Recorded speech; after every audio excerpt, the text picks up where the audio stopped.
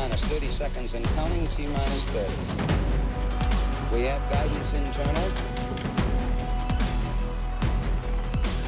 10, 9, 8, ignition sequence start. 6, 5, 4, 3, 2, 1, 0.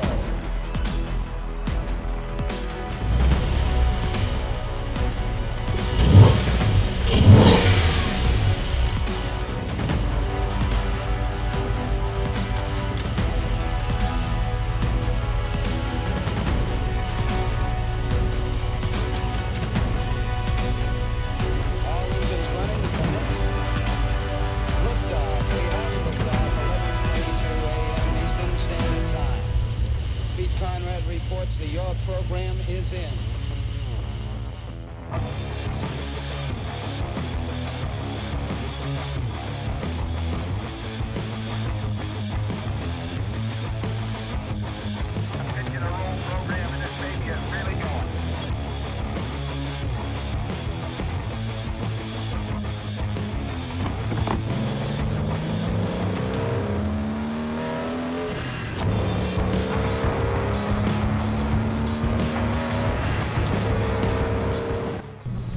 Hello everybody, welcome inside. I'm trying to work on the in-car setup so that it makes some sort of a sense. This is real-time engine noise. I'll show you the setup I have. I've got these microphones in the back just on the exhausts right now. In some tests I did put this lapel mic onto the intake, which sounded kind of cool. Sounded like one of those Star Wars noises. And then right next to me here I have my laptop with a USB interface connected just to those two microphones. And so hopefully that's good, and I'm watching the levels here on the laptop to see what it sounds like.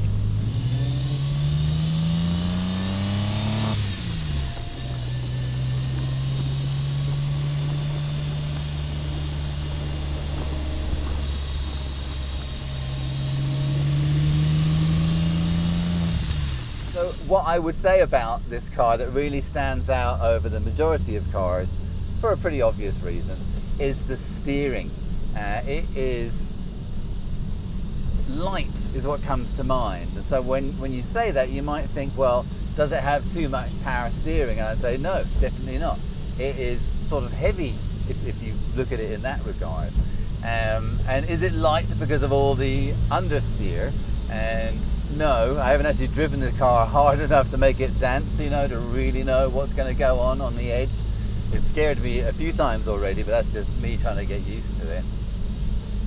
What I'm getting at is the fact that it's a rear-engined car, and while there are definitely ups and downs to that configuration, when it comes to the steering, it is so nimble and willing. It really stands out. A car that I drive regularly, which is a very common kind of car, front-engined, rear-wheel drive configuration, and there's nothing wrong with that. But when you get into this Porsche 911, that's the first thing that jumps out at you as being kind of special, that you're not really going to get in other cars. Give it some beans here.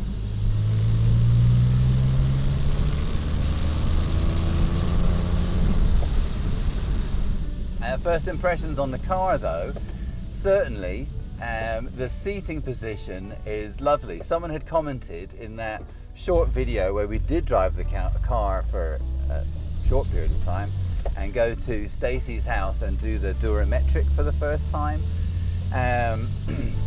In that video someone had commented that the seat was so far back, but in truth I was focusing on so many other things, like the calamity that was about to happen really. And so the position of the seat, I hadn't even looked at it, but you're right, it was pretty low. Now that I'm sitting in it though, it's quite nice. You definitely get down into the car, not in a particularly awkward way, but in a cool, like Batmobile kind of way. And then the seats, I know there are definitely more sportier, more bolstered, supportive seats than these, but it is a nice combination of daily usability and grabbiness. It's definitely, there is a bucket feel, they definitely grab you, and I'm not complaining at all. And these ones I know now really, they have this embossed thing on them. I don't know how common that is, but I quite like it. On the headrest it says Porsche. Anywho, so we are on the way to the Porsche dealer, of course, to get parts.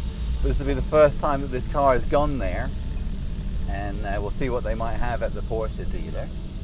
And also I'm getting used to driving a Porsche. For the longest time, I probably have said this before, this car was really like a German Rubik's Cube in my garage, with like a few hundred pen pals, you folk, helping me try to figure it out. And now, I don't know, it's like a guilty pleasure maybe driving it. It certainly is enjoyable, and like I said about the steering, really stands out.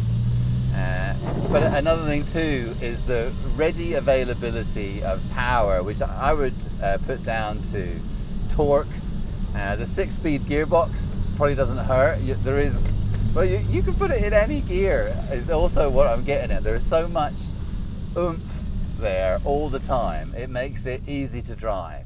And so I'm saying that it's like that compared to a regular car, and this is not exotic by any means. But certainly I've driven a few Ferraris over the years, and you know, the cliche thing they'll say about driving a Ferrari is you have to keep the revs up, and they're right, you do have to keep the revs up, because that's where all the power is, which we'll talk about some other time. But with that in mind, you kind of have to be in the mood to drive a Ferrari, to get all of everything out of it. And at the other end of that, I've driven a couple of Lamborghinis, but they, you know, have much bigger engines, more torque in general, is what I'm getting at. I drove one of the 10-cylinder Gallardos, and that, by comparison, that was ready to go all the time. That was just vicious. And I put this Porsche somewhere between the two. It does have grunt all the time. You just, there we go, we're poodling along in third, and whatever, it's good, it's happy about that. And so I really do see the appeal.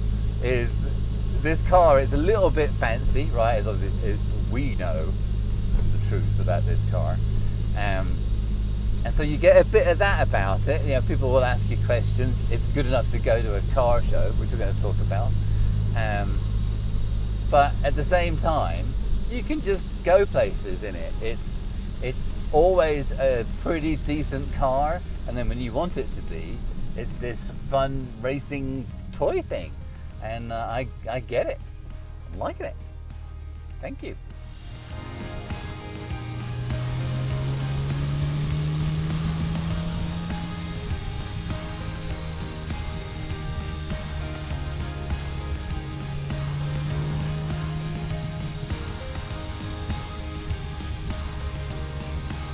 Another thing about this car is getting used to driving a stick again.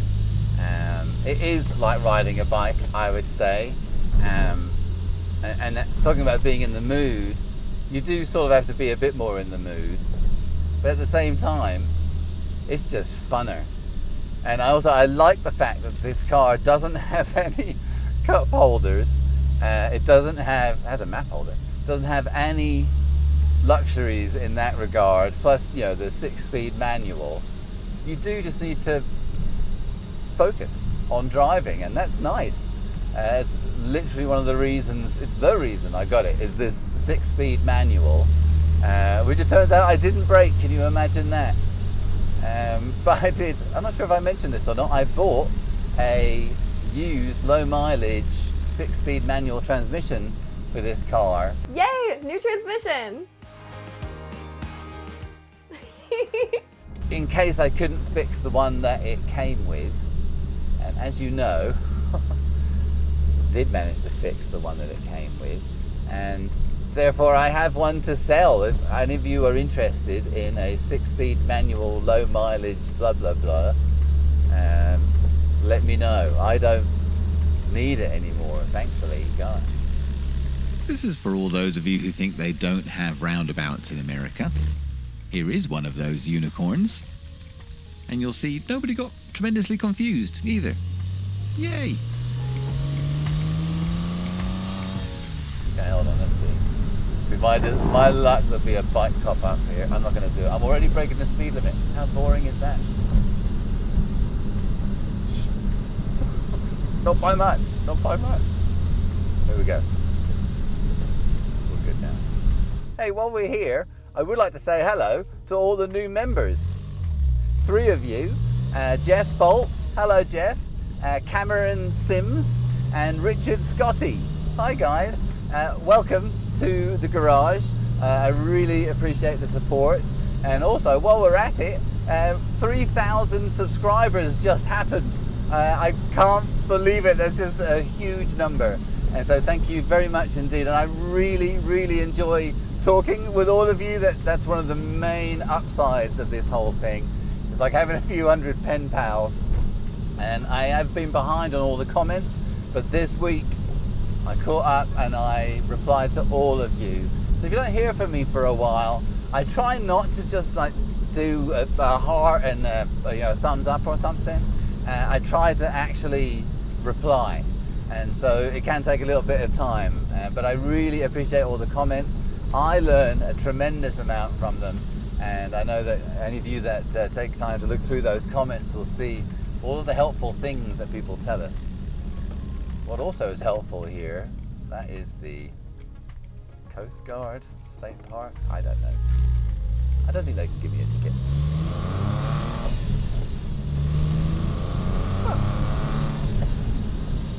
We're on our way to the dealer today because I ordered a new OBD2 bracket.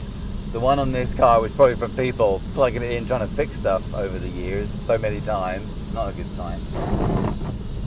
Noisy. That plastic got broken and I ordered it, and the good news is it was $4 or something. Bad news is it had to come from Germany, of course. Here, let me do cars in front of me all the blooming time. Yeah, we'll do something. Whee! That's another 4.5. And now there is a Toyota SUV. Oh, 2 at once. Welcome to my nightmare.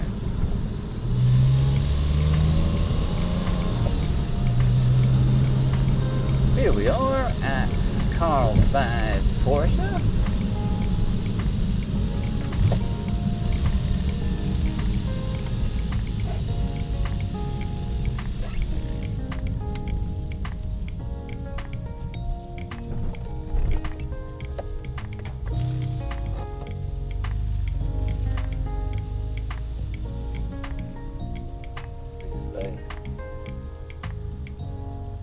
Woohoo! You're back with your family, buddy. Our jerry-rig sound equipment certainly attracted some interest at the Porsche dealer. Looking stunning in all its duct tape finery.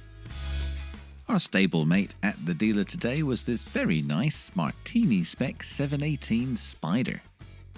The force was strong at the Porsche dealer today. Not only did they have my key in stock, they could code it while I waited.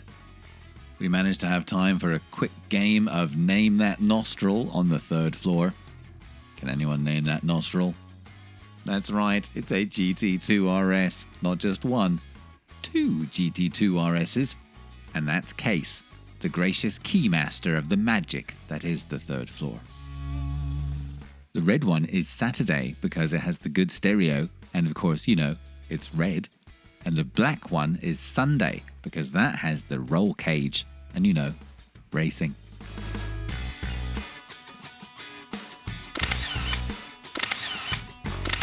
Fortunately, that left me very little time to contemplate the decadence that is the Porsche snack bar.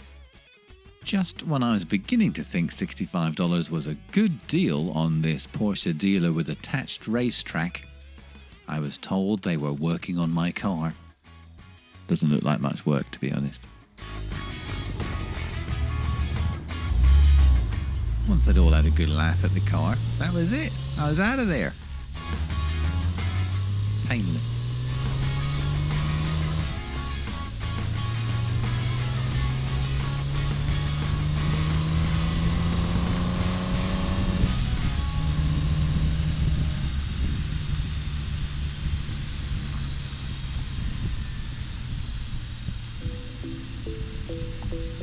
finally, it starts, it runs, and it's super fun to drive. Thank you very much, everybody, for all of your help. We also got lucky today at the dealer, and not only did they have the key in stock, they were able to code it while we waited. That's not to say that we're done yet. We still have to get it smogged, which they're very strict about that here in California. And we also have to fix the fan for the heat and the AC so we don't die from heat anytime we drive the car. Also, let me know in the comments what you would like to see. We still have to have a proper look around the car now that we have space to get like the outside.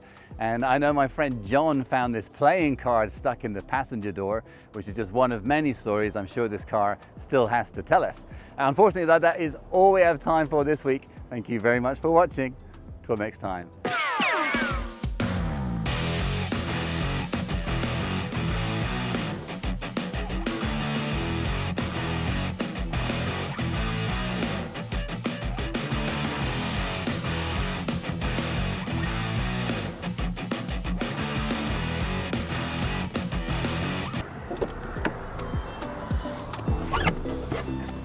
Raining! Shocking! All right.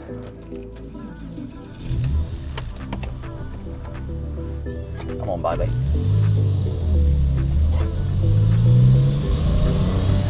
Cameron Sims. Bollocks. Cameron Sims. Hello, Cameron. And then also... Bollocks. Richard Scotty.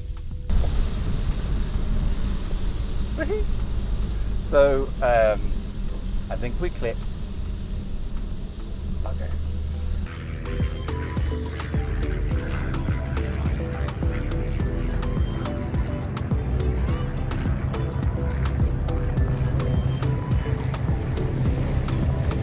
Las Vegas, blah, blah, blah, blah, blah. Bollocks. After all the blah, blah, it's fine. Blah, blah, blah. In addition to that, though, we got. So finally, after, blah, blah. Bollocks, bollocks, bollocks.